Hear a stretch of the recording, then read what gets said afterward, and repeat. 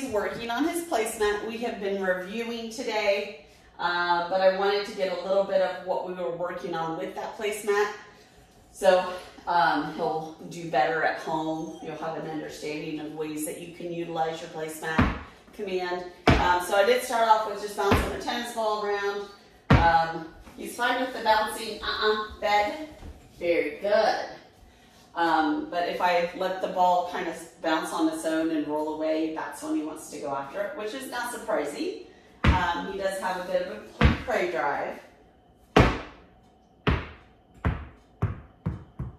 That's a good boy, very nice.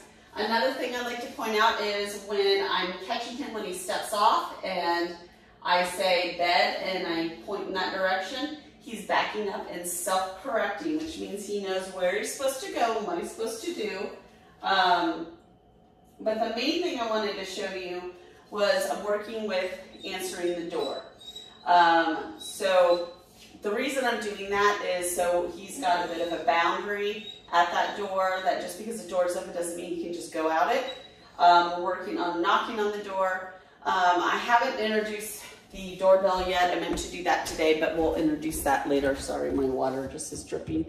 So we'll add that into this as well. My doorbell is a little funky. It probably won't sound like yours. I don't know if you have the ring or something else, or if he reacts at all. He reacts here, not when I knock. He doesn't look, but when I go to open the door. So I'm opening the door's right beside the camera, and I'm giving him ample room to go out.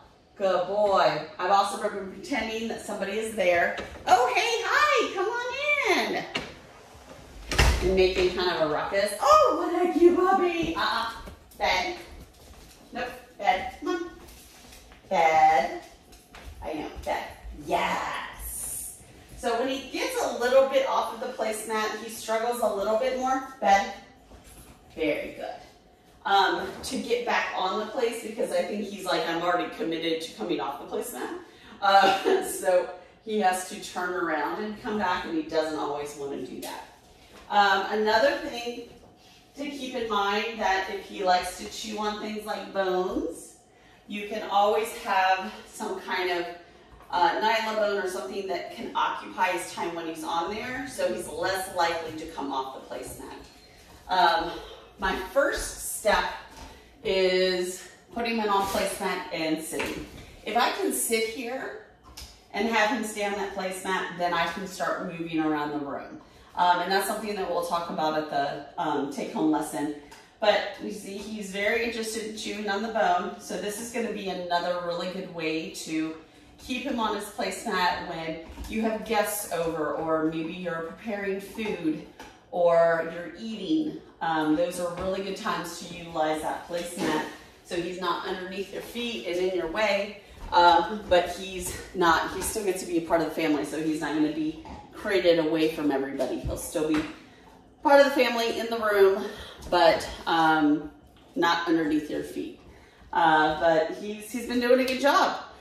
He did start tearing up his bed a little bit, but it's intact enough, and I'm going to leave it in there. Every day there's more fuzz, so I just pull the fuzz out. But we're going to go ahead and leave it in there because he does curl up on that every day and every night. But just so you're aware, he is kind of, I haven't figured out exactly where the hole is in the bed yet. I haven't really examined it too much. I just kind of pulled the fluff out. But other than that, he did a great job with his buddies, his other friends last week. This week he's going to have all new friends. So today we've got a kind of a bashful guy in. He's a little unsure about being here. So once he's a little more comfortable, I'm going to put him out together. Very good. I didn't even have to correct him on that. And they'll start playing probably tomorrow. So Ollie's doing a really good job.